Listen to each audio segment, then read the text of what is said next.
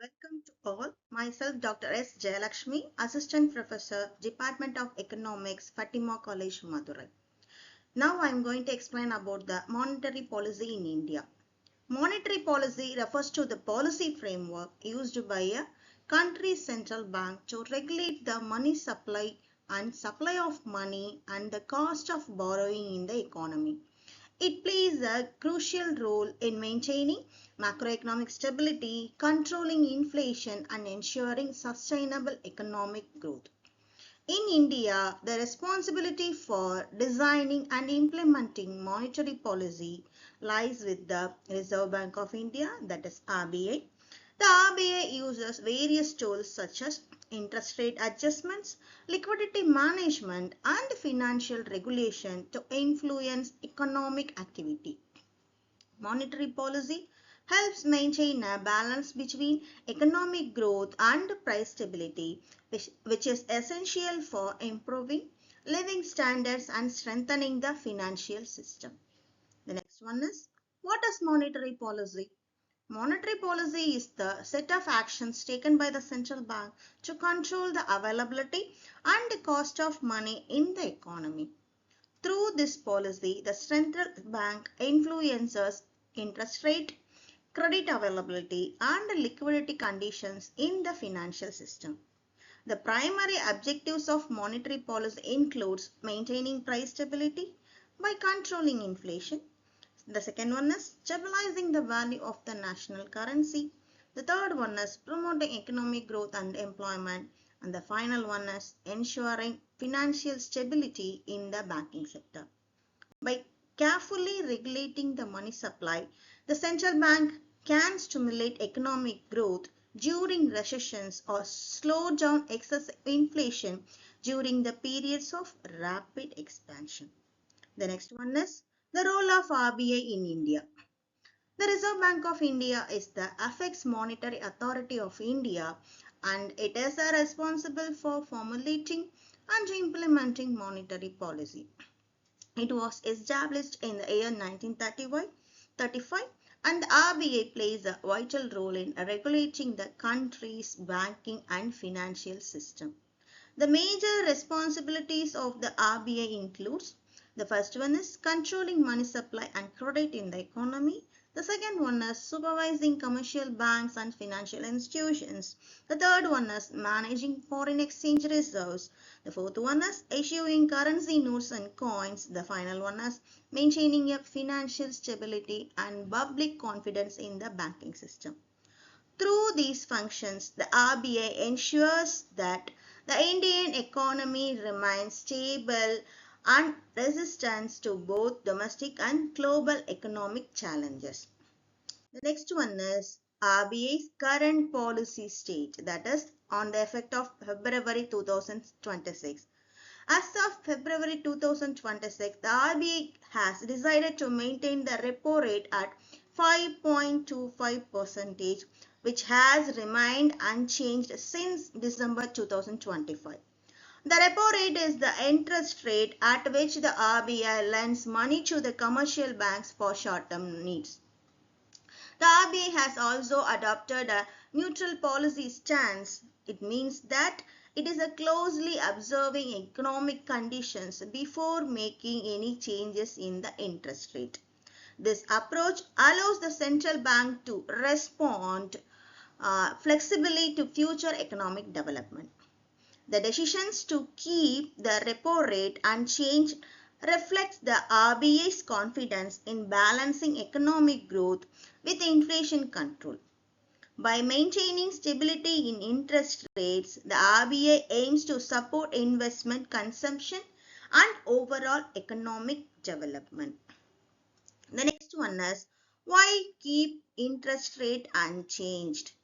The RBI decided to maintain the existing interest rate due to the several positive economic indicators. First, the Indian economy is experiencing strong growth. The GDP growth forecast for the financial year 2026 has been revised upward to approximately 7.4%, indicating a healthy and expanding economy. The second one is inflation remains under control.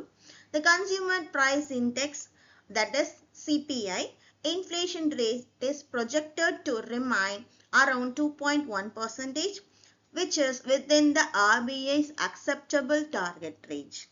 The third one is external economic pressures have eased too due to the improvements in the global trade conditions, including reductions in tariffs between India and major trading partners. Together, these factors create a stable economic environment where drastic policy changes are not necessary. The next one is Goldilocks zone. That means the Indian economy is currently described as being in a Goldilocks zone, a term used in economics to describe a situation where the economy is growing at an optimal pace, neither too fast nor too slow. It is a balanced state that means economic growth is strong and sustainable. Inflation remains moderate and manageable. Employment opportunities continue to expand. This balance is supported by strong domestic demand, improved infrastructure investment, and effective fiscal policies implemented by the government. Such a favorable economic environment allows policymakers to maintain stability while continuing to encourage economic expansion. The next one is the impact of the monetary policy with US and India trade deal. A recent trade agreement between India and the United States has significantly reduced tariffs on several key goods. Tariffs that were previously around 50% have been reduced to approximately 18%, making Indian exports more competitive in the international market. This reduction in trade barriers helps to increase exports from India, to encourage industrial production, to strengthen the global trade relationship. The agreement is particularly beneficial for the manufacturing sector and the micro, small and medium enterprises which rely heavily on export markets for growth and profitability. The next one is inflation outlook and the challenges due to the monetary policy. Although inflation remains generally stable, the RBI has slightly revised its inflation projections. The inflation is expected to reach around 3.2% in the fourth quarter of the financial year 2026 and may rise to approximately 4% by the first quarter of the financial year 2027.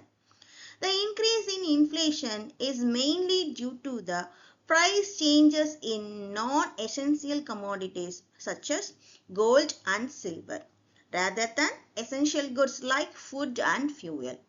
However, the RBI remains vigilant and continues to monitor global economic conditions, commodity price fluctuations, and geopolitical risks that could affect inflation levels in the future.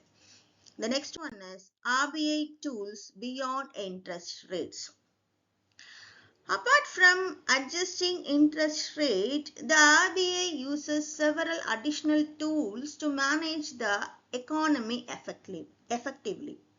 One important tool is open market operations, where the RBI buys or sells government securities to control the liquidity of money in the banking system. The RBI also supports economic development through programs designed by strengthen the MSME sector, which plays a crucial role in employment generation and industrial growth.